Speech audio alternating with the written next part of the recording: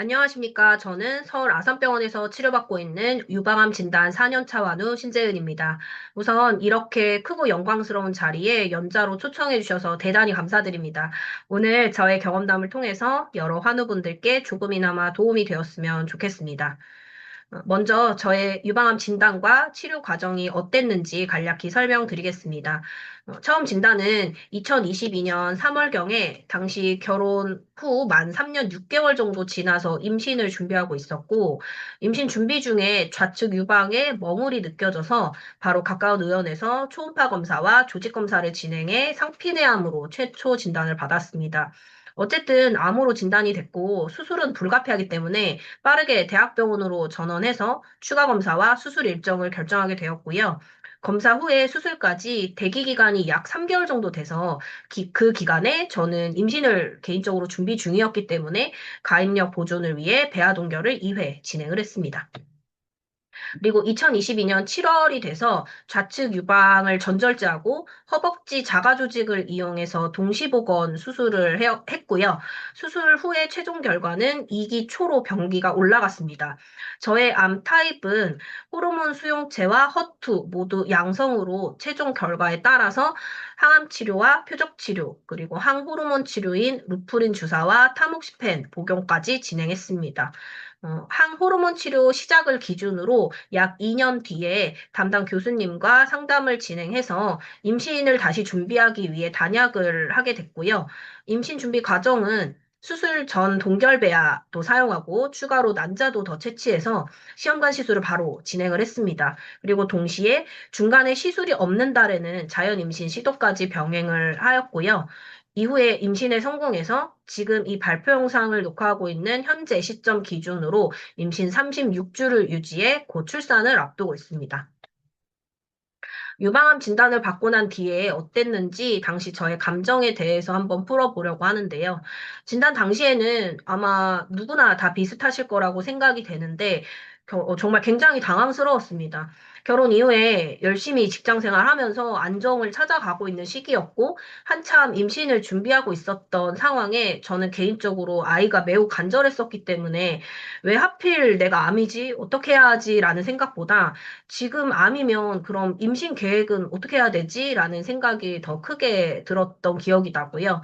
수술 이후에도 마찬가지로 처음과는 달리 최종 병기가 올라가게 되면서 항암 치료와 표적 치료까지 진행해야 된다라는 결과에 다시 한번 당황을 했습니다. 돌이켜 생각해보면 예상하지 못했던 상황이 연달아 벌어진 것에 대해 많이 놀랐었던 것 같고요.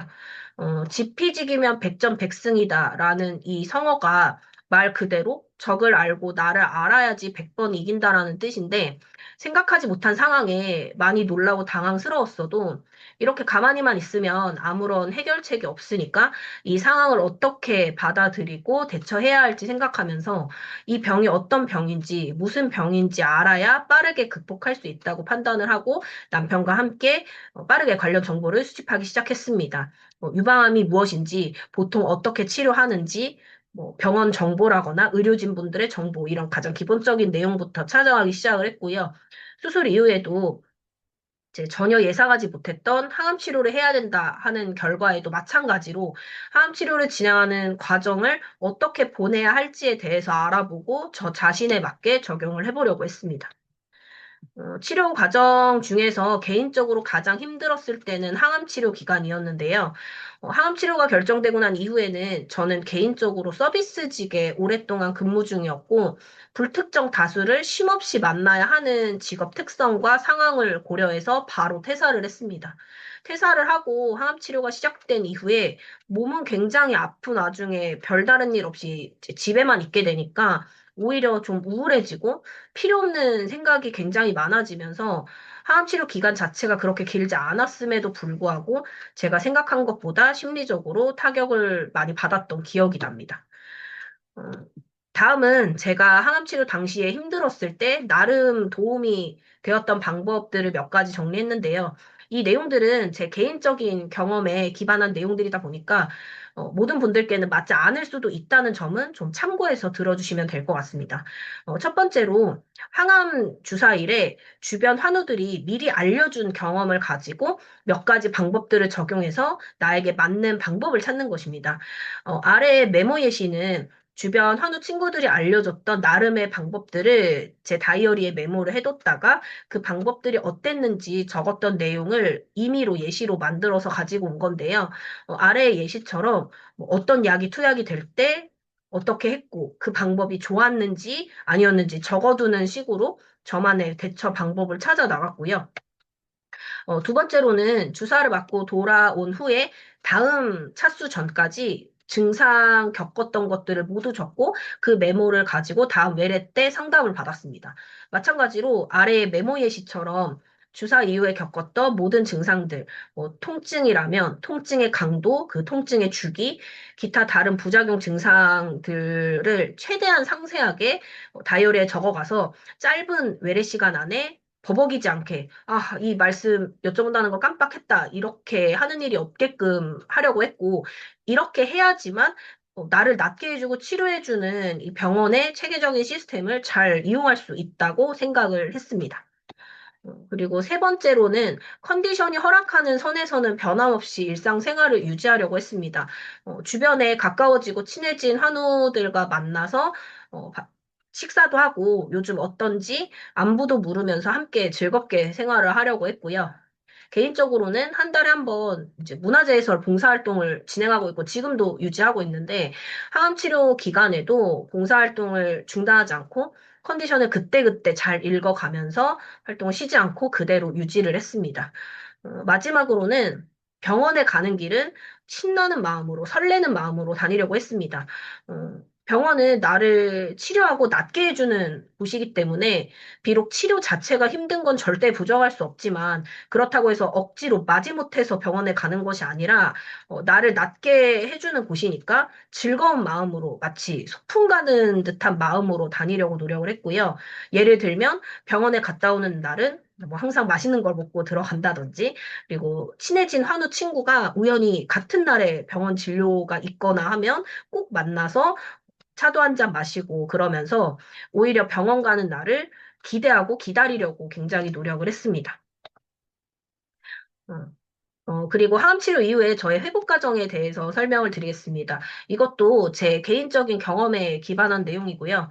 회복 과정 중에 유일하게 추가한 것은 운동입니다.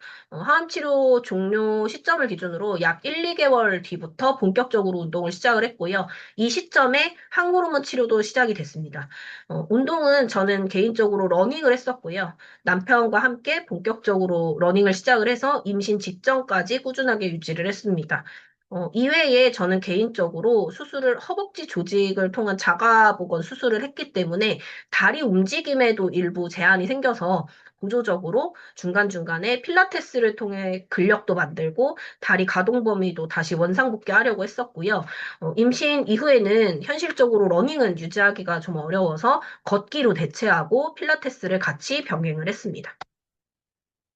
그리고 항호르몬 치료를 시작하고 나서 개인적으로 가장 힘든 증상 중에 하나가 갱년기 증상이었는데요. 이 증상이 운동을 했던 날과 하지 않은 날의 컨디션 차이가 시간이 지날수록 굉장히 크게 느껴졌습니다. 이렇게 컨디션 차이를 느끼게 되다 보니까 운동에 점점 재미와 흥미를 느끼게 되고 특히나 러닝 같은 경우는 더 잘하고 싶은 욕심도 생기고 기록도 막 단축하고 싶어지는 마음에 러닝크루 활동도 하고 마라톤 대회에 참가도 하면서 더욱 적극적으로 움직이게 되었고요. 항암 치료가 끝나고 난 뒤 항호르몬 치료 시작을 하고 이후 단약 후에 임신 준비로 이어지는 전 과정에 이르기까지 저 같은 경우는 운동을 통해서 신체적으로나 심리적으로 그리고 전반적인 삶의 변화에도 긍정적인 도움을 많이 받았습니다.